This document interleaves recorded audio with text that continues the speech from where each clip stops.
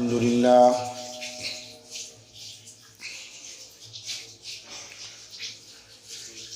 الحمد لله الذي هدانا لهذا وما كنا لنهتدي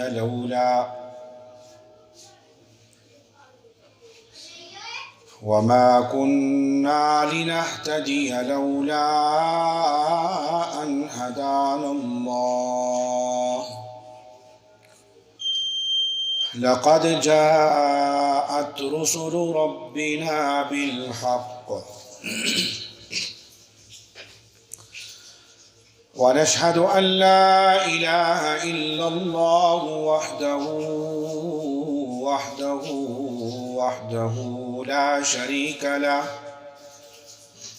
ونشهد أن سيدنا وسندنا ونبينا ومولانا محمدا عبده ورسوله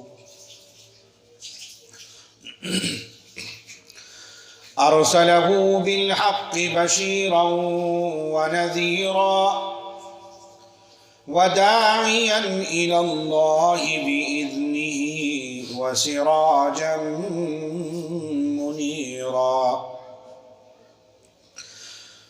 صلى الله تعالى عليه وعلى آله وصحبه وبارك وسلم تسليما كثيرا.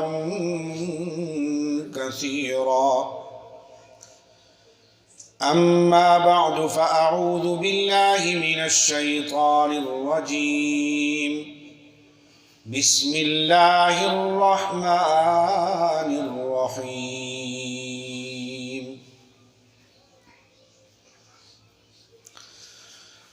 يا أيها النبي إنا أرسلناك شاهدا ومبشرا ونذيرا وداعيا إلى الله بإذنه وسراجا منيرا. آمنت بالله صدق اللہ العظیم.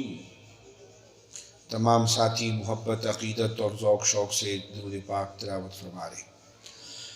اللہم صل علی محمد وعلی آل محمد كما صليت على إبراهيم وعلى آل إبراهيم إنك حميد مجيد.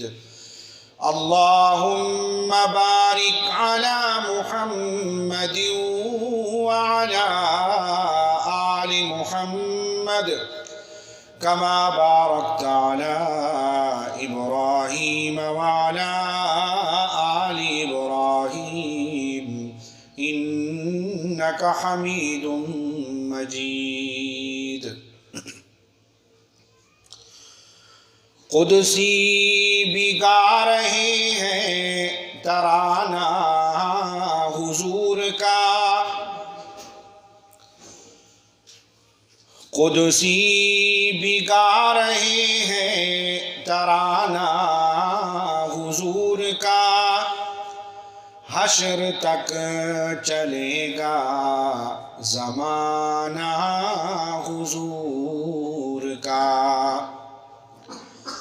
دی اتنا قیمتی ہے نگاہ رسول میں، ہر ظلم پی گیا ہے گھرانہ حضور کا.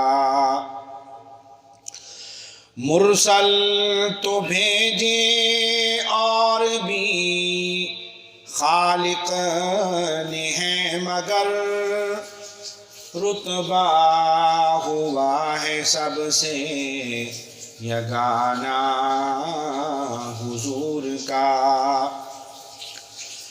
دنیا میں مل گئی ہیں ان کو بشارتیں، مل گیا ہے جن کو یا ترانہ حضور کا، مل گئی ہے جس کو صحابہ سے روشنی، وہ شخص ہو گیا ہے دیوانہ حضور کا۔ میرے رسول جیسا کسی کو پیشوا نہ ملا، ملا نہ جس کو محمد اسے خدا نہ ملا۔ دونوں عالم کا تجھے گر مقصود آرام ہے، ان کا دامن تھام لے جن کا محمد نام ہے، صلی اللہ علیہ وسلم۔ میرے واجب الاحترام قابل صد تقریب بزرگوں، دوستوں اور بھائی، اللہ رب العالمین کا بہت بڑا احسان ہے کہ جس ذات باری تعالیٰ نے زندگی کے اس سفر میں ایک مرتبہ پھر ہم سب کو جمعۃ المبارک کی مبارک نشست میں دعوت و تبلیغ کی نسبت سے مل بیٹھنے کی توفیق دی، اللہ تعالی ہم سب کی اس حاضری کو اپنی بارگاہ میں قبول فرمائے۔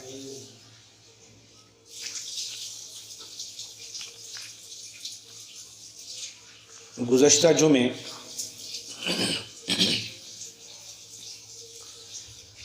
آفتاب نبوت کے مقدس عنوان سے کچھ معروضات آپ کی خدمت میں پیش کی تھی۔ آج اسی کو مد نظر رکھتے ہوئے جہاں تک گفتگو ختم ہوئی وہاں سے آگے چلتے ہیں کہ میرے آقا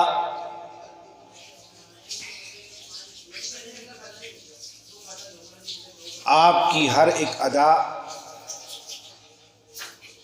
معجزہ ہے۔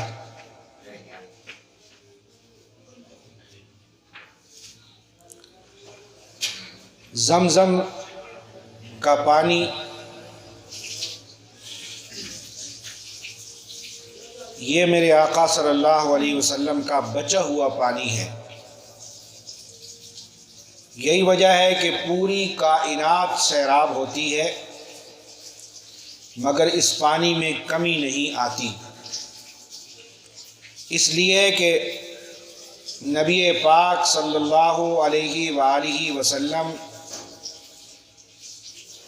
جتنی بڑی امت کے نبی ہیں، یہ پانی بھی اتنی بڑی امت کو ملا ہے۔ ایسے ہی آقا علیہ السلام کی ولادت کے انوکھے واقعات رونما ہوئے۔ یہ واقعات کیوں ہوتے ہیں؟ ایک بات سمجھانا چاہتا ہوں۔ رات جاتی ہے، دن آتا ہے، رات کو اندھیرا اور دن کو روشنی کس کی وجہ سے ہوتی ہے؟ سورج کی وجہ سے۔ سورج کی وجہ سے دن روشن ہوتا ہے، سورج چلا جائے تو رات اندھیری ہوتی ہے۔ حضور نبی کریم صلی اللہ علیہ وسلم نبوت کے سورج ہیں۔ جب تک حضور نہیں آئے تھے رات اندھیری تھی۔ رات اندھیری ہو تو رات کو چور چوری کرتا ہے، رات اندھیری ہو تو ڈاکو ڈاکہ ڈالتے ہیں، رات اندھیری ہو تو زانی زنا کرتے ہیں، رات اندھیری ہو تو شرابی شراب پیتے ہیں۔ ہر قسم کی برائی ہوتی ہے، ساری گندگیاں ہوتی ہیں۔ رات کے جانے اور سورج کے آنے سے پہلے درمیان میں کچھ واقعات رونما ہوتے ہیں، جو اس کی نشانی ہوتی ہے کہ اب ان واقعات کے بعد رات نہیں سورج آئے گا، اندھیرا نہیں سویرا ہوگا، رات نہیں دن ہوگا۔ رات تھی اور چوری کی جا رہی تھی، رات تھی شراب پی جا رہی تھی، رات تھی زنا تھا، رات تھی ڈاکے ڈالے جا رہے تھے، رات تھی آسمان پر ستارے روشن تھے۔ ابھی سورج آیا نہیں، آنے سے پہلے ستارے جا رہے ہیں، سورج ابھی نکلا نہیں، ستارے پہلے جا رہے ہیں۔ ابھی حضور اکرم صلی اللہ علیہ وسلم کی نبوت کا سورج ظاہر نہیں ہوا ہے۔ 500 سال پہلے انسان چلے گئے، ستارے چلے گئے، ایک ستارہ اور طلوع ہوتا ہے رات کے آخری حصے میں، جو فجر کا ستارہ کہلاتا ہے۔ اس کے غروب ہونے کے بعد دنیا کو بتا دیا جاتا ہے کہ اب سورج رونما ہونے والا ہے۔ وہ جو فجر کے قریب ستارہ تھا، اس ستارے کا نام عیسیٰ تھا۔ وہ ستارہ زبان حال سے پیشن گوئی کر رہا تھا، بِرَسُولٍ يَأْتِي مِن بَعْدِ اسْمُهُ احمد، میرے بعد ایک نبی آئے گا جس کا نام احمد ہوگا۔ سب کہہ دیں صلی اللہ علیہ وآلہ وسلم۔ میں اس لیے آیا ہوں، جیسے وہ ستارہ طلوع ہوتا ہے لوگ کہتے ہیں رات گزر چکی ہے، یہ فجر کا ستارہ ہے، اس کے بعد صبح ہو جائے گی۔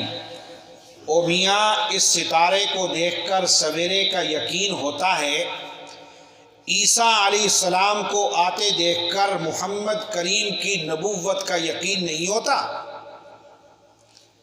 محمد کریم کی نبوت کا یقین ہو گیا ہے۔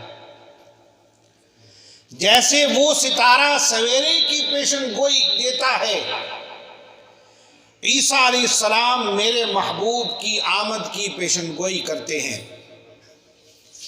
سورج بعد میں آتا ہے، رات کے جانے اور سورج کے نکلنے کے درمیان عجیب و غریب واقعات ظاہر ہوتے ہیں۔ روشنی شروع ہو گئی، سویرا شروع ہو گیا، اب سورج نہیں نکلا لیکن اندھیرا ختم ہو گیا اور سویرا شروع۔ ابھی آفتاب نبوت محمد کریم صلی اللہ علیہ وسلم کا طلوع نہیں ہوا تھا، رات چونکہ جا رہی تھی، سورج آ رہا تھا، تو آنے سے پہلے سویرا شروع ہو گیا۔ حضرت آمنہ نے بھی خواب دیکھا، عبد المطلب نے بھی خواب دیکھ لیا، عبداللہ نے بھی خواب دیکھ لیا۔ عبد المطلب کہتے ہیں میں دیکھتا ہوں کہ کعبۃ اللہ میں پڑے ہوئے بت اوندے منہ گر رہے ہیں، میں دیکھتا ہوں کہ ہاتف غیب آواز دیتا ہے اور آواز دے کر کہتا ہے اس کعبے کو پاک کرنے والا نبی دنیا میں آ رہا ہے۔ حضرت عبداللہ بھی واقعات دیکھتے ہیں۔ سیدہ آمنہ تو کہتی ہیں کہ جس وقت ولادت ہوئی اتنی عظیم روشنی اٹھی ہے کہ جس سے مجھے شام کے محلات نظر آئے ہیں، اشارہ اس طرف تھا کہ اب حکومت شام بھی نہیں رہے گی، اب قیامت تک محمد کریم صلی اللہ علیہ وسلم کے اسلام کی حکومت رہ جائے گی۔ سورج بعد میں طلوع ہوتا ہے، رات جاتی ہے تو درمیان میں کچھ واقعات آتے ہیں۔ ان واقعات میں ایک واقعہ یہ بھی ہوتا ہے کہ لوگ اٹھ کے بیدار ہو گئے، ابھی سورج آیا، سورج کے نکلنے سے پہلے لوگ بیدار ہونا شروع ہو چکے ہیں۔ انتظار اس بات کا ہوتا ہے کہ سورج نکلے تو دکان پر جائیں، سورج نکلے تو کام پر جائیں، سورج نکلے تو پڑھائی شروع کریں، سورج نکلے تو فلاں کام کریں، فلاں کام کریں۔ لیکن پہلے سے تیاری شروع ہے، ابھی نبوت کا سورج روشن ہونے والا تھا تو اس کے آنے سے پہلے شاہ گدا انتظار کر رہا ہے، دنیا بیدار ہو رہی ہے، حسان بن ثابت انتظار کر رہے ہیں، دنیا بیدار ہو رہی ہے، سلمان فارسی انتظار کر رہے ہیں، دنیا بیدار ہو رہی ہے، راہب انتظار کر رہے ہیں۔ جیسے رات جاتے ہی سورج نکلنے سے پہلے لوگ جاگنا شروع ہو جاتے ہیں، سورج کا انتظار کر رہے ہوتے ہیں، سورج نکلے تو کام شروع کریں، یہ دنیا کے لوگ انتظار کر رہے ہیں۔ سمجھنے کی نیت سے آئے ہو تھوڑا سمجھو کہ حسان بن ثابت کی عمر 120 سال ہے، 18 صحابہ ایسے ہیں جن کی عمر 120 سال ہوئی ہے، تو ان میں ایک صحابی حضرت حسان بن ثابت بھی ہیں۔ انہوں نے جب کلمہ پڑھا تھا اس وقت ان کی عمر 60 سال تھی۔ کتنی عمر تھی؟ 60 سال۔ تو زمانہ جہالت 60 سال اور زمانہ اسلام بھی 60 سال۔ سبحان اللہ۔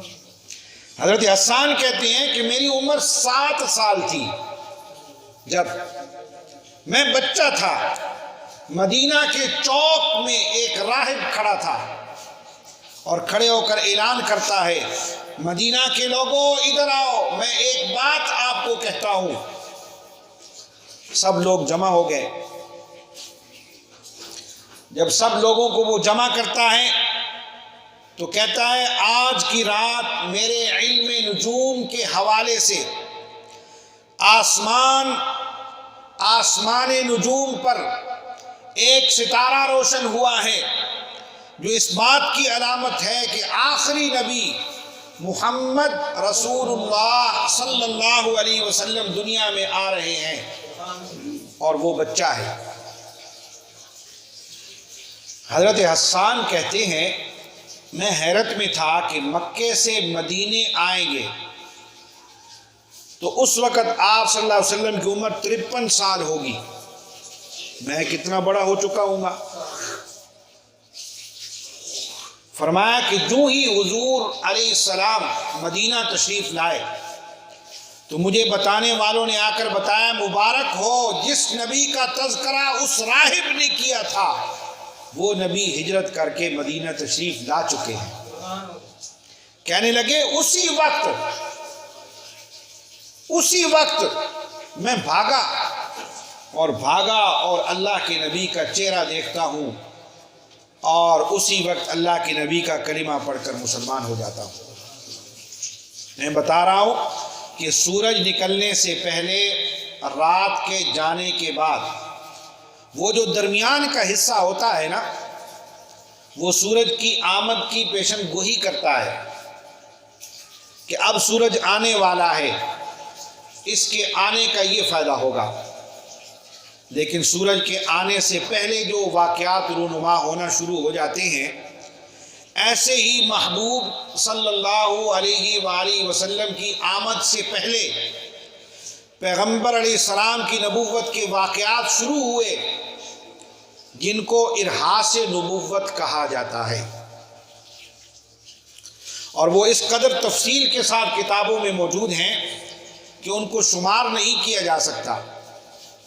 تمام سیرت کی کتابوں میں، تمام تاریخ کی کتابوں میں اس انداز سے صحابہ نے دیکھے ہیں، یہود و نصارہ نے دیکھے ہیں، ان کے علماء نے دیکھے ہیں، قریشیوں نے دیکھے ہیں، آل مکہ نے دیکھے ہیں کہ جناب عبداللہ جو آپ صلی اللہ علیہ وسلم کے والد ماجد ہیں، خود کہتے ہیں کہ ایک عورت مجھے آ کر کہتی ہے عبداللہ میں تیرے ساتھ نکاح کرنا چاہتی ہوں۔ حضرت عبداللہ کی عمر اس وقت 18 سال تھی۔ تو 18 سال شرمیلی آنکھوں سے آنکھیں نیچے کر کے کہنے لگے کہ میں اپنے ابا کی مرضی کے بغیر کوئی قدم نہیں اٹھا سکتا، اور وہاں سے چل دیے۔ کچھ مدت کے بعد وہ عورت پھر ملی۔ اس نے کہا عبداللہ میں تورات، زبور اور انجیل جو آسمانی کتابیں ہیں میں ان کی عالمہ ہوں، آسمانی کتابیں میرے سینے میں موجود ہیں۔ تو نے مجھے آوارہ اور بازاری عورت سمجھا تھا، یاد رکھو میں نے چمکتا ہوا نور تیری پیشانی میں دیکھا تھا، نسلاً بعد نسل تمہارے خاندان میں منتقل ہوتا رہا تھا۔ یہ نور عبداللہ کے سینے میں بھی دیکھا، یہ نور ہاشم کے سینے میں بھی تھا، یہ نور عبد مناف کی پیشانی میں بھی تھا۔ ہمارے بڑے بتاتے چلے آ رہے ہیں میری تمنا تھی کہ اس آنے والے نبی کی میں ماں بنوں، یہ میری تمنا تھی، لیکن آج وہ نور تیری پیشانی میں نظر نہیں آ رہا، کہیں اور منتقل ہو چکا ہے، وہ کشش اور جاذبیت ختم ہو چکی ہے۔ اب اگر تو مجھے کہے گا بھی نا تو میں تجھ سے نکاح نہیں کروں گی، اس لیے کہ نور کہیں اور منتقل ہو چکا ہے۔ اس وقت حضرت عبداللہ کی شادی حضرت آمنہ کے ساتھ ہو چکی تھی، اور حضور اکرم صلی اللہ علیہ وسلم اپنی اماں آمنہ کے پیٹ میں آ چکے تھے۔ یہ کہنے کے بعد وہ عورت کہتی ہے کاش میری زندگی تو گزر گئی لیکن میری دل کی حسرت پوری نہ ہو سکی، میں آخری نبی کی اماں نہ کہلوا سکی۔ تو یہ واقعات کیا ہوتے ہیں؟ ارحاس نبوت، اس کو ارحاس نبوت کہتے ہیں۔ یہ واقعات اعلان نبوت سے پہلے کے ہیں۔ میں ان تمام واقعات سے ایک مفہوم آپ کو سمجھانا چاہتا ہوں۔ اعلان نبوت کے بعد نبی فریضہ نبوت ادا کرتا ہے، اعلان نبوت سے پہلے یہ واقعات اس کی نبوت کی علامات ہوا کرتی ہیں۔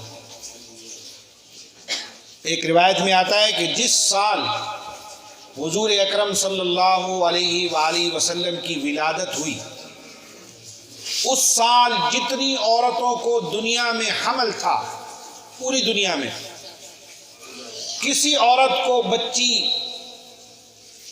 نہیں پیدا ہوئی، کسی عورت کے ہاں بچی کی پیدائش نہیں ہوئی۔ جتنی عورتوں کو حمل تھا سب کو اللہ نے بچہ عطا کیا۔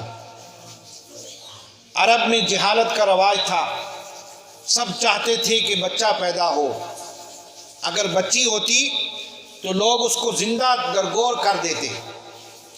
آقا رحمت للعالمین بن کر تشریف لا رہے تھے، نبی کی رحمت عامہ اور کاملہ کے خلاف تھا کہ یہ رحمت والا نبی بھی آئے اور کسی کے ہاں بیٹی پیدا ہو اور وہ اسے زندہ درگور کر دے، یہ آپ کی رحمت للعالمین کے خلاف تھا۔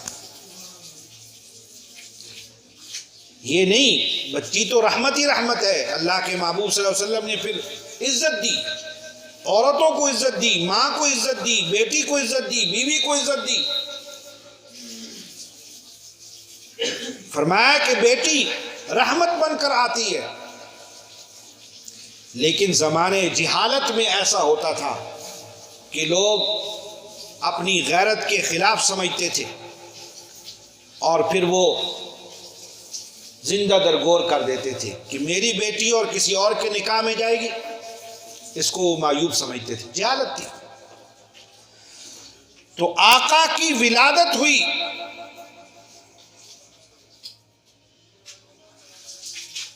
اللہ رب العالمین نے سب عورتوں کو حمل میں بچے دیے،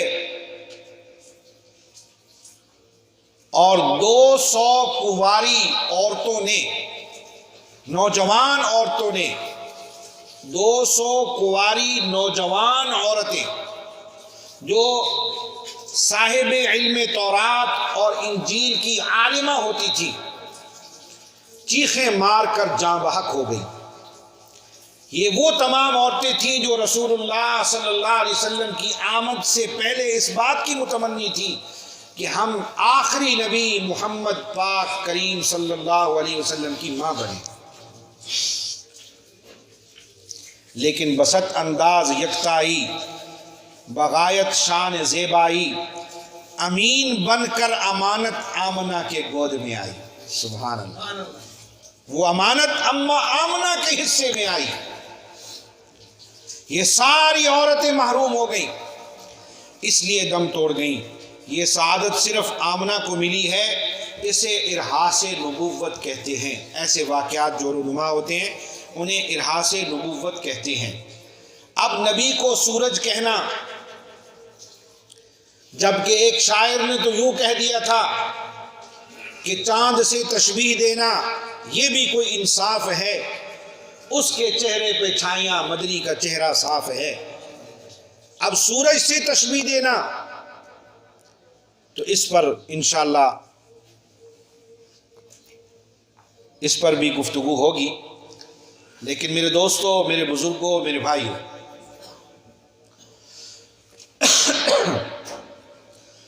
آقا مدنی کریم صلی اللہ علیہ وسلم